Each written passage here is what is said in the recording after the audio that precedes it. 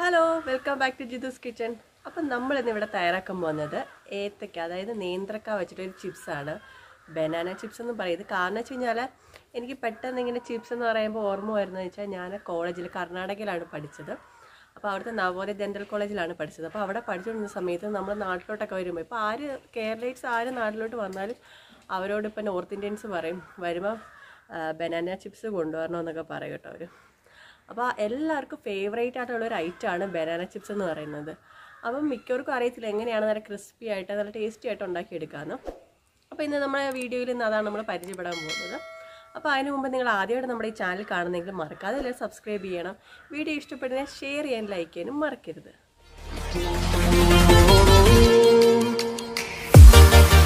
അപ്പം നമുക്ക് എല്ലാവർക്കും ഫേവറേറ്റ് ആയിട്ടുള്ള നമ്മുടെ ബനാന ചിപ്സ് എങ്ങനെയാണ് തയ്യാറാക്കി എടുക്കുന്നതെന്ന് നോക്കാം. അതിനായിട്ട് ഞാനിവിടെ കുറച്ച് അരിഞ്ഞു വെച്ചിട്ടുണ്ട്. അപ്പോൾ ഇതെങ്ങനെയാണ് ചെയ്യുന്നതെന്ന് കാണിക്കാനായിട്ട് ഞാനിവിടെ ഒരു പച്ച നേന്ത്രക്കായാണിത്. പച്ച തന്നെ എടുക്കാൻ ശ്രദ്ധിക്കണം കേട്ടോ. അപ്പം ഇത് നമുക്ക് എങ്ങനെ കട്ട് ചെയ്യുന്നത് നിങ്ങളൊന്ന് കാണിച്ചു തരാം. ആദ്യം നമുക്ക് ഈ രണ്ട് ഭാഗം കട്ട് ചെയ്തെടുക്കണം. കണ്ടില്ലേ, രണ്ട് ഭാഗവും ഞാൻ കട്ട് ചെയ്തെടുത്തു. ഇനി ഇതിലേക്കൂടെ ജസ്റ്റ് ഇങ്ങനൊരു കട്ട് കൊടുക്കുക. അതിനുശേഷം നമുക്ക് പയ്യെ ഇവിടുന്ന് ഇങ്ങനെ പൊളിച്ച് എടുക്കണം. അതിന് ഈ പിച്ചാത്തി പോരാ, ഇത് കട്ട് ചെയ്തു. നമ്മൾ വേറൊരു പിച്ചാത്തി എടുക്കട്ടെ. അതെ, ഇതേപോലെ ഒരു കത്തി എടുത്തിട്ട് ജസ്റ്റ് ഇവിടെ നിന്നിങ്ങനെ കണ്ടില്ലേ, ഇങ്ങനെ ഒന്ന് ആക്കി കൊടുത്താൽ മതി. അപ്പം തൊലി നല്ല ഈസി ആയിട്ട് നമുക്ക് അടർത്തിയെടുക്കാൻ പറ്റും. ഇതേപോലെ ഞാൻ മൊത്തം അടർത്തിയെടുക്കാൻ പോവാണ്.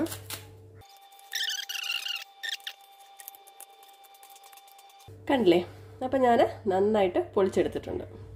അപ്പം നമുക്ക് ചെറുതായിട്ട് കയ്യിലൊക്കെ ചിലപ്പോൾ കറയാവാൻ ചാൻസ് ഉണ്ട്. അതുകൊണ്ട് ഞാൻ എന്ത് ചെയ്യാൻ പോവാണ്, കുറച്ച് വെളിച്ചെണ്ണ കയ്യിൽ നമുക്ക് തടകി കൊടുക്കാം. അതാവുമ്പോൾ നമ്മുടെ കയ്യിലൊക്കെ ആ നേന്ത്രക്കാട കറയാവില്ല. കട്ട് ചെയ്യുമ്പോൾ കറുത്ത് നമ്മുടെ കയ്യിലും നഖത്തിലൊക്കെ ഇരിക്കും, പോകാൻ ഭയങ്കര പാടാണ്. അപ്പം ഞാൻ നന്നായിട്ട് കയ്യിൽ എണ്ണയൊക്കെ പുരട്ടിയെടുത്തിട്ടുണ്ട്. നമുക്കിനി ഇതിന് കട്ട് ചെയ്യാം. നിങ്ങളുടെ കയ്യിൽ സ്ലൈസ് ചെയ്യുന്ന ആ ഒരു സ്ലൈസർ ഉണ്ടല്ലോ, അത് വെച്ചിട്ടാണെന്നുണ്ടെങ്കിൽ നിങ്ങൾക്ക് പെട്ടെന്ന് സ്ലൈസ് ചെയ്ത് തരാൻ പറ്റില്ല. എന്നാലും കൈ കൊണ്ട് ഇങ്ങനെ നൈസായിട്ട് മുറിക്കാം. നൈസായിട്ട് മുറിച്ചു കൊടുക്കാം.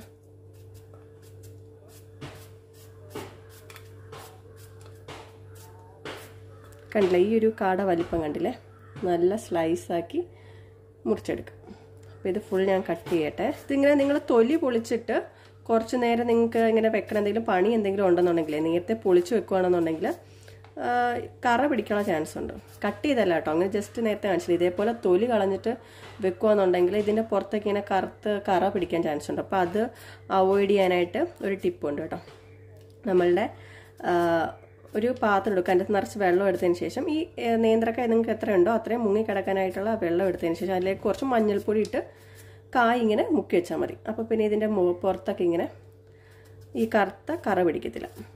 അപ്പം ഞാൻ നേന്ത്രക്കായ എല്ലാം ഇങ്ങനെ മുറിച്ചെടുത്തിട്ടുണ്ട്. നമുക്കിനി ഇത് വറുത്തെടുക്കാം. അപ്പം ഞാൻ വറുത്തെടുക്കാനായിട്ട് ഒരു പാത്രം വെച്ച് കൊടുത്ത് ചൂടാക്കിയിട്ടുണ്ട്. അതിലേക്ക് ഞാനിന്ന് ഒഴിക്കുന്നത് വെളിച്ചെണ്ണയാണ്. നിങ്ങൾക്ക് റിഫൈൻഡ് ഓയിൽ വേണമെങ്കിലും ഒഴിക്കാം. പക്ഷേ ഇന്ന് നമ്മുടെ കേരള തനിമായിട്ടുള്ള നമ്മുടെ കേരള ചിപ്സ് അല്ലേ, അപ്പം നമുക്ക് കോക്കനട്ട് ഓയിൽ തന്നെ ഒഴിച്ചു കൊടുക്കാം.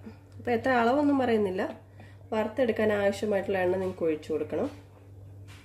നന്നായിട്ടൊന്ന് ചൂടായി വരട്ടെ, അതുവരെ വെയിറ്റ് ചെയ്യാം. അപ്പോൾ എണ്ണ ചൂടായി വരുന്ന സമയം കൊണ്ട് ഞാനിവിടെ 2 ടേബിൾ സ്പൂൺ ഉപ്പ് എടുത്ത് വെച്ചിട്ടുണ്ട്.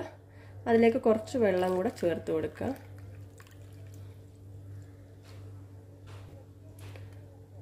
എന്നിട്ട് നന്നായിട്ടിതൊന്ന് അലിയിച്ചെടുക്കണം.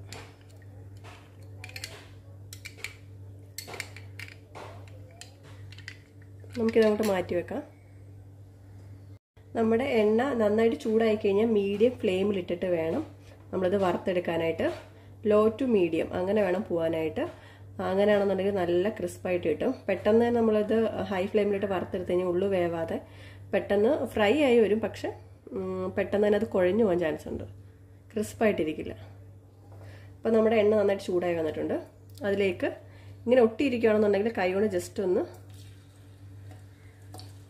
വേറെയാക്കിയിട്ട് കൊടുക്കുക.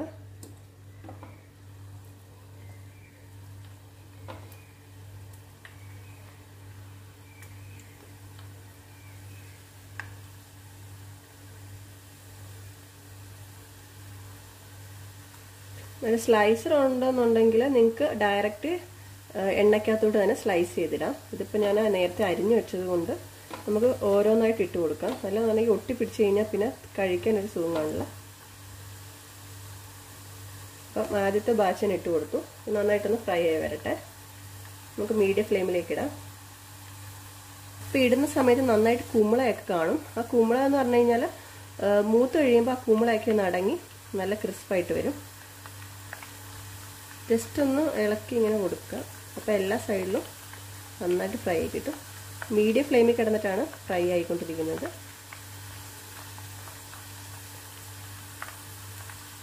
കണ്ടില്ല, നമ്മൾ നേരത്തെ ഇട്ട സമയത്ത് ഇത് താഴെയായിരുന്നു ഇപ്പം നന്നായിട്ട് ഫ്രൈ ആയിട്ട് പൊന്തി വന്നിട്ടുണ്ട്. നമുക്കിനി അതിൻ്റെത്തേക്ക് 1 ടേബിൾ സ്പൂൺ ഉപ്പിൻ്റെ വെള്ളം ചേർത്ത് കൊടുക്കാം. അപ്പം നല്ല സൗണ്ട് കേൾക്കും കേട്ടോ.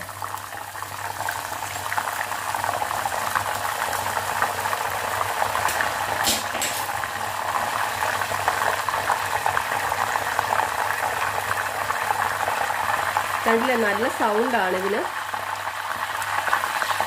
എന്നാലും നമുക്ക് ജസ്റ്റ് ഒന്ന് ഇളക്കി കൊടുക്കാം. സൗണ്ടൊക്കെ കുറഞ്ഞു.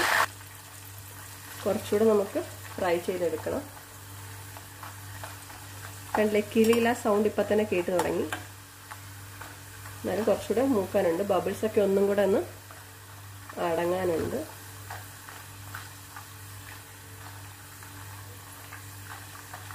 കേട്ടില്ല, നമ്മുടെ ചിപ്സ് ക്രിസ്പായി വരുന്നതിൻ്റെ സൗണ്ട് കേട്ടില്ലേ? കണ്ടില്ലേ, നല്ല ബബിൾസൊക്കെ നന്നായിട്ട് അടങ്ങി വന്നിട്ടുണ്ട്. നന്നായി ഫ്രൈ ആയി വന്നിട്ടുണ്ട്.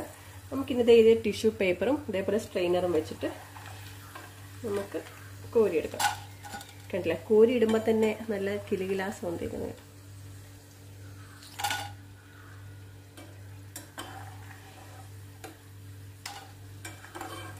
നമ്മൾ ഒത്തിരി ക്രൗഡഡ് ആക്കി ഇട്ട് കൊടുത്തു കഴിഞ്ഞാലുണ്ടല്ലോ പെട്ടെന്ന് മൂത്ത് വരാൻ കുറച്ച് പാടുപെടും. അപ്പോൾ നമ്മൾ കുറേശ്ശെ ക്ഷമയോടെ നിന്ന് വേണം വറുത്തെടുക്കാനായിട്ട്. കാരണം നമ്മളൊന്ന് ചെറിയ രീതിയിൽ 1 കിലോ ആണ് നമ്മളൊന്ന് വറുത്തെടുക്കുന്നത്. ചെറിയ രീതിയിലാണ് നമ്മളൊന്ന് വറുത്തെടുക്കുന്നത്. ഒത്തിരി ഉണ്ടെന്നുണ്ടെങ്കിൽ ചിപ്സ് ഉണ്ടെന്നുണ്ടെങ്കിൽ നിങ്ങൾ വലിയ ഉരുളിയോ അങ്ങനെ എന്തെങ്കിലും വെച്ചിട്ട് അതനുസരിച്ച് എണ്ണ ഒഴിച്ച് കൊടുത്തിട്ട് നിങ്ങൾക്ക് ചെയ്തെടുക്കാവുന്നതാണ്. അപ്പോൾ അടുത്ത ബാച്ച് ഞാൻ ഇതേപോലെ വറുത്തെടുക്കാം. അപ്പം നേന്ത്രക്ക 1 കിലോ ഞാൻ ഇവിടെ വറുത്തെടുത്തിട്ടുണ്ട്. നമുക്ക് നോക്കാം, ഞാൻ കാണിച്ചു തരാം. നല്ല ക്രിസ്പായിട്ടുണ്ട് കേട്ടോ. കണ്ടില്ലേ, നന്നായിട്ട് പൊടിഞ്ഞു വരുന്നുണ്ട്. അപ്പം നിങ്ങളെല്ലാവരും ഇത് വീട്ടിൽ ട്രൈ ചെയ്ത് നോക്കണം കേട്ടോ. ആദ്യമായിട്ടാണ് നിങ്ങൾക്ക് ഈ ചാനൽ കാണുന്നതെങ്കിൽ മറക്കാതെ നമ്മുടെ ചാനൽ സബ്സ്ക്രൈബ് ചെയ്യണം. വീഡിയോ ഇഷ്ടപ്പെട്ടാൽ ലൈക്ക് ചെയ്യാനും ഷെയർ ചെയ്യാനും മറക്കരുത്. അപ്പോൾ thank you for watching Jithu's kitchen. Have a nice day. Thank U.